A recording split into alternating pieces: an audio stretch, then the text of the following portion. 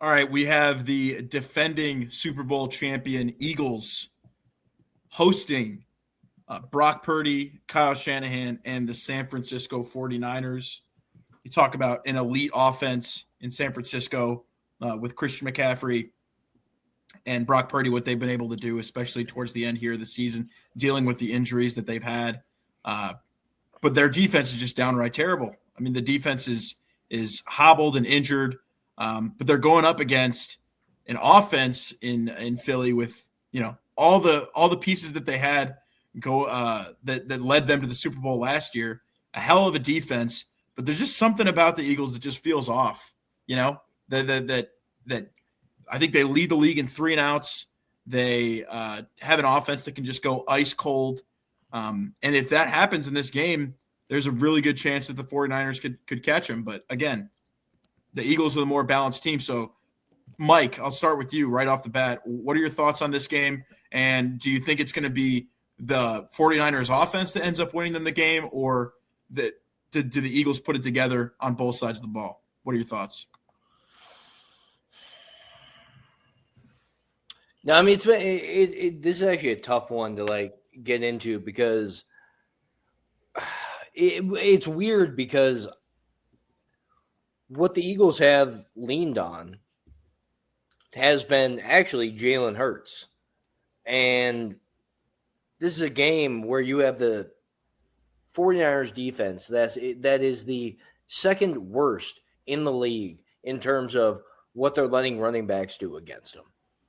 And you have Saquon Barkley sitting there after an entire year where I feel like he's almost been written off. And are they trusting Jalen Hurts more than that? What is going to happen? I like a big Saquon Barkley game in this. I mean, on the ground, though, when you throw it to 49ers versus this Eagles secondary, whole different thing. Because you know what the 49ers defense runs, or 49ers offense runs through? It's Christian McCaffrey. You know who's also a threat in the 49ers pass game is Christian McCaffrey. I think he's going to play a key role. I think Juwan Jennings is going to play a key role. I think the X factor, though, in this is going to be George Kittle.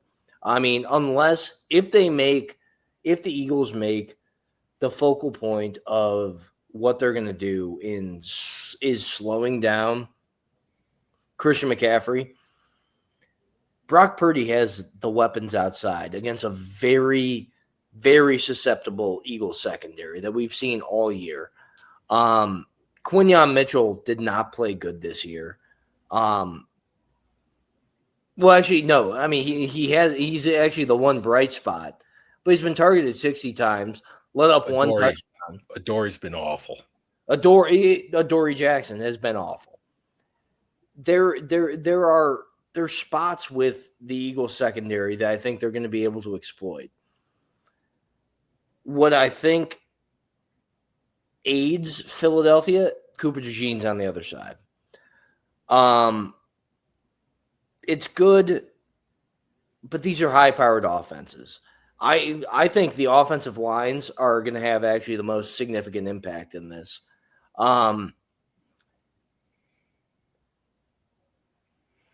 Philly actually, I think, holds the advantage, and I put my money on Philly. I've got the Eagles to win this one. Lane Johnson is going to return from the foot injury. This is going to be, I think, a different offensive line you're going to see from the Philadelphia Eagles. In terms of the pass rush they've seen from the San Francisco 49ers, where is it? It's not there. It's not there. Terrible. It's not there. And, I mean, they also, D. Winters, Tatum Bethune, Garrett Wallow got injured in that Week 18 game.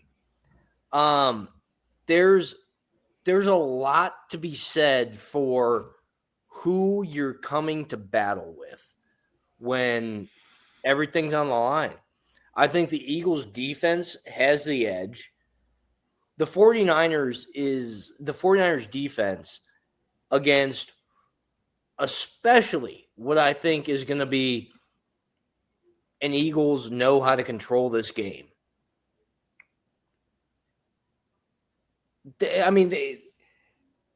Comparatively through the seasons that they've had, the Eagles have played the 11th toughest schedule in the league and done what they've done, gotten to where they've gone. They've also got all of their defense healthy, playing at a high level. Where all you're banking on for the 49ers really is Brock Purdy going to go absolutely nuts against this Eagles defensive front and a weak secondary? What is Christian McCaffrey going to be able to get you? If you know in the game plan that they're going to do everything in their power to take Christian McCaffrey out of the game, and you're going to force Brock Purdy to beat you with Juwan Jennings as your number one wide receiver, and then, obviously you have to account for George Kittle. I just don't see how the 49ers are going to be able to muster enough offense to – I think the Eagles' defense is going to shut them down to a point where it's like they're fighting to 20. Eagles are going to be over 20. And then I just don't think it's there for them. Like, they've got all the Eagles' defense has all the right pieces in place right now. I mean, talking Zach Bond, Nakobe Dean, Jahad Campbell, and a healthy Jalen Carter, a healthy Jordan Davis going into this one. Is Christian McCaffrey alone going to be able to beat them when I don't think they have the best pass blocking in the world? I don't think Brock Purdy is going to be able to expose. I don't think Brock Purdy will have the time to be able to expose what I think is not a very good, Eagles secondary. And then you throw in time of possession, you throw in where it's going to be. I mean, you have 60 minutes to do it. I really like the Eagles to win this one and cover. Does anyone have the over-under, what it's sitting at? You're muted. Check. Sorry, 44.5 is what I saw. 44.5. I actually like this one to go under. I don't think the 49ers are going to be able to score enough to make this one go over. I think the Eagles are going to be able to dominate time of possession, as they have throughout the year. We'll see what happens with the playmakers. I mean, I've even talked about Jalen Hurts and, kind of what he, you're talking about Nick Sirianni. You're talking about the Super Bowl champs coming back into this. And coming off an off year, Sirianni was on the hot seat. He's still on a hot seat. It's Philly. No, I really feel like Philly's going to be able to control the pace of this game. They're going to be able to control each side of this game. Once you take if Christian McCaffrey's going to get his, but if his is less than 70 yards, if his is less than 60 yards, and you want to force Brock Purdy to beat you with George Kittle, Juwan Jennings, Kendrick Bourne, yeah, they have issues on the outside, but those are not the weapons that I think are going to be able to get you a playoff win. I think this Philly defensive line, time of possession, and what I think will be this is why we were saving Saquon Barkley throughout the season kind of game. Give me the Eagles. Go Birds. A lot of confidence from Mike in this Eagles team. I don't know. I feel like, Christian, you're going to have a more measured take on this and give a little more credit to Brock Purdy and the 49ers. Maybe I'm wrong. What are your thoughts, Christian? He's wearing the NBA All-Star 2020. Throw the ref pins on, dude. I think this game's really close. I think it's going to be a good football game. Obviously, the even line, I think, between the two is the Bears matchup.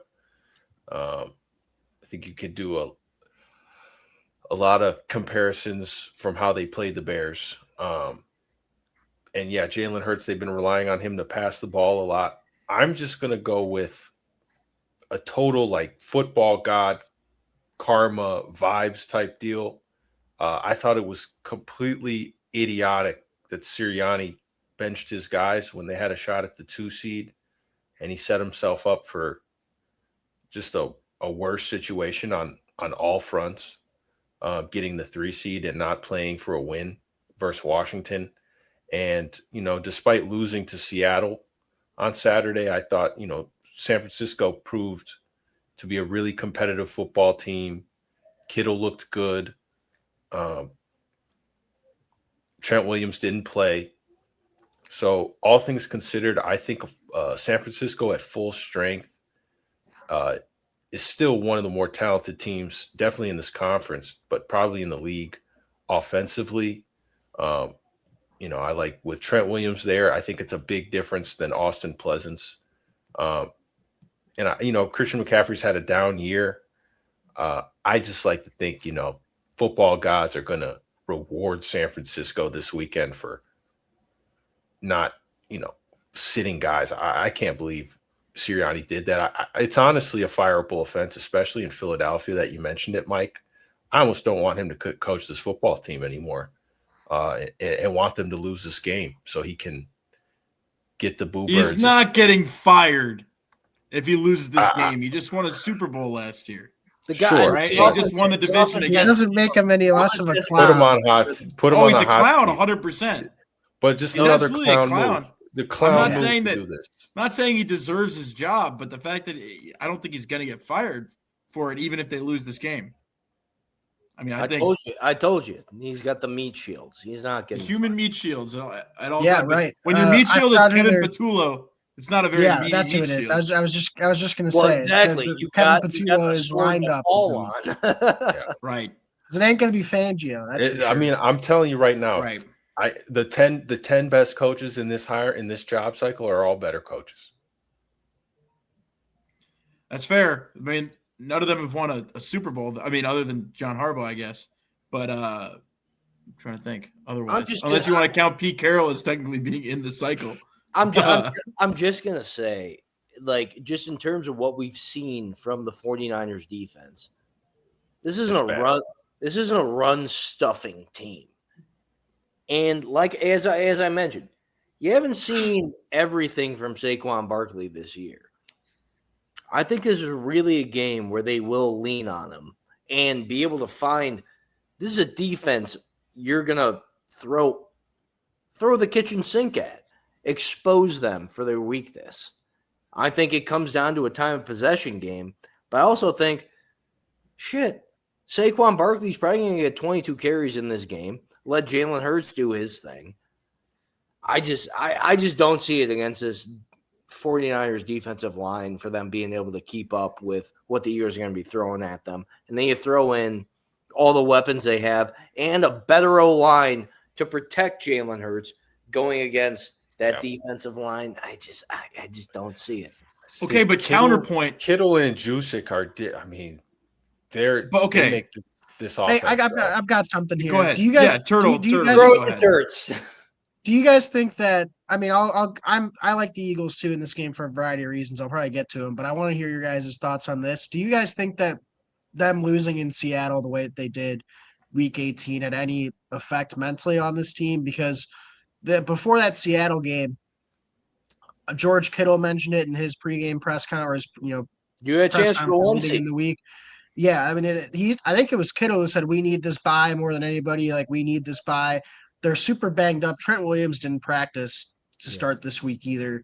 Ricky Pearsall didn't practice. So, I mean, you talk about a team that really, I think of any team in the playoffs needed that bye and didn't get it. And now you have to go and travel to Philly as a West Coast team. Again, it's a completely different weather scenario too than what you're used to. I think them losing that Week 18 game took a lot out of their sails. They're so banged up on the defensive end of the ball. I don't see it for the 49ers. And look, their offense put up some good numbers, but their schedule at the end of the year wasn't exactly a murderer's row outside of Seattle.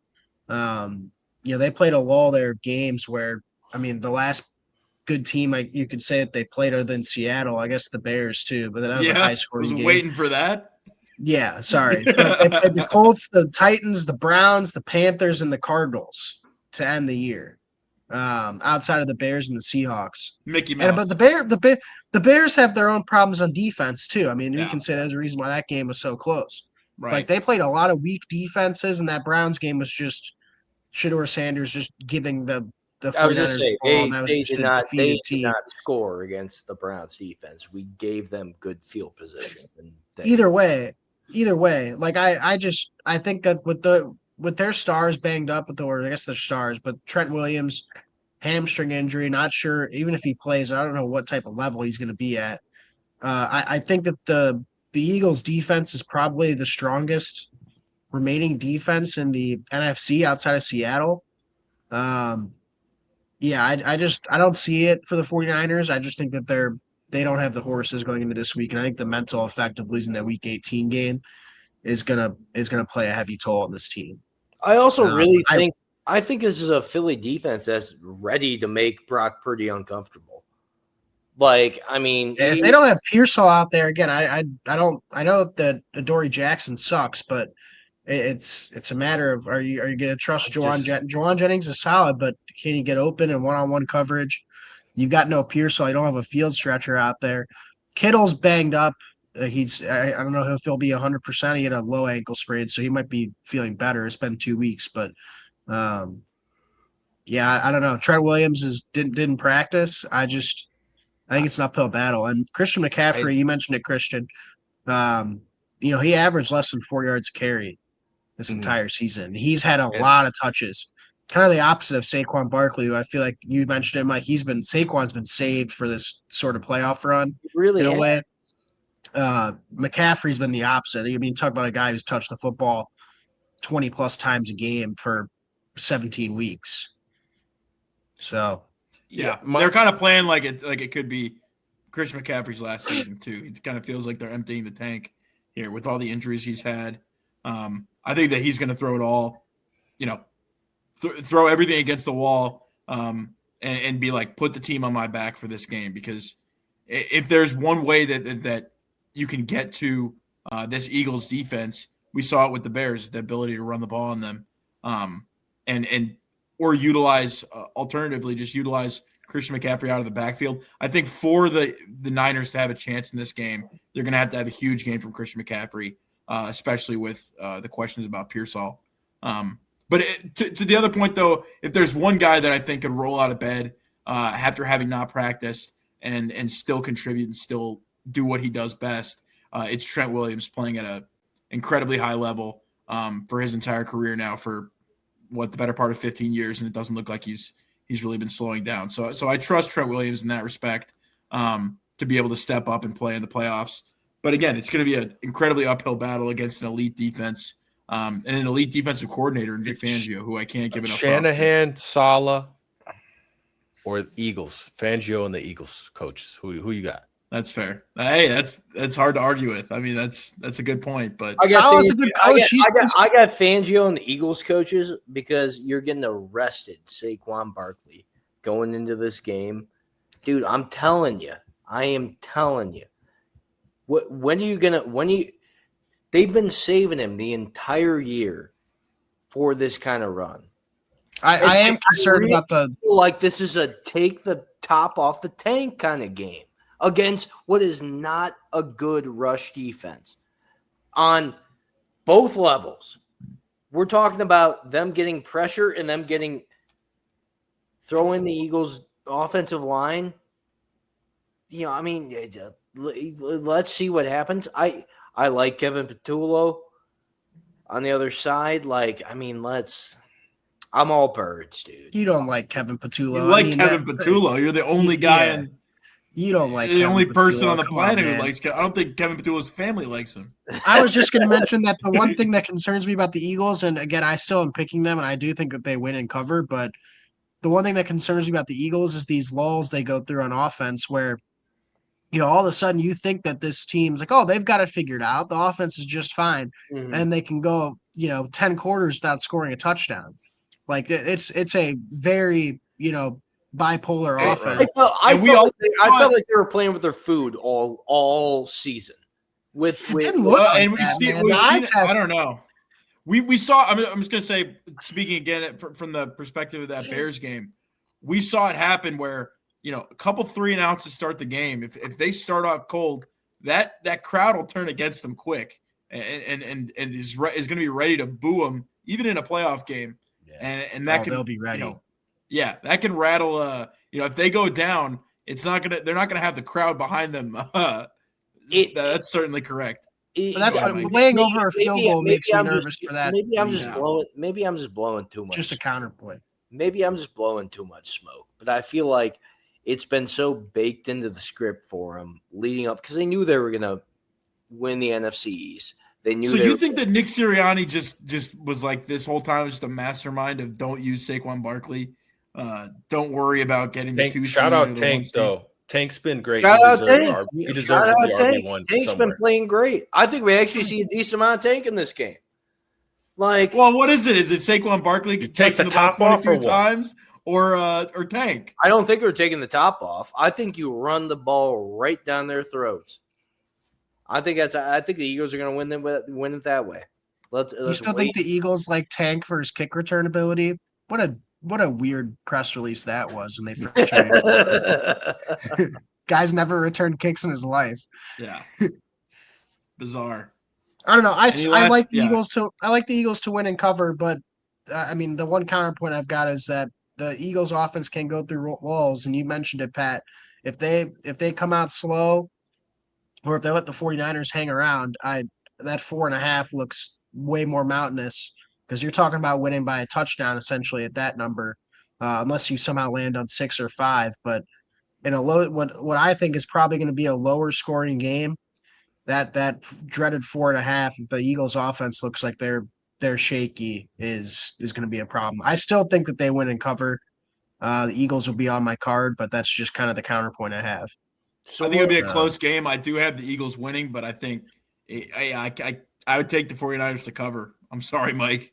I mean, Well, yeah, it's just- I can't trust the Eagles offense. What are at the this final point. picks? I'm going Eagles. Give me the Eagles to win, just being at home and with that defense. But I think it'll be a low scoring game for sure. Look at the under. Give me San Fran, the over, and Jawan.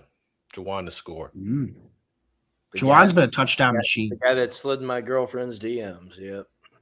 Cool, dude. It's getting personal now. All right, we're all taking Yeah. Juwan Jennings to score. I encourage all bulletin board or top listeners to take Juwan Jennings to score so we can stick it to Mike.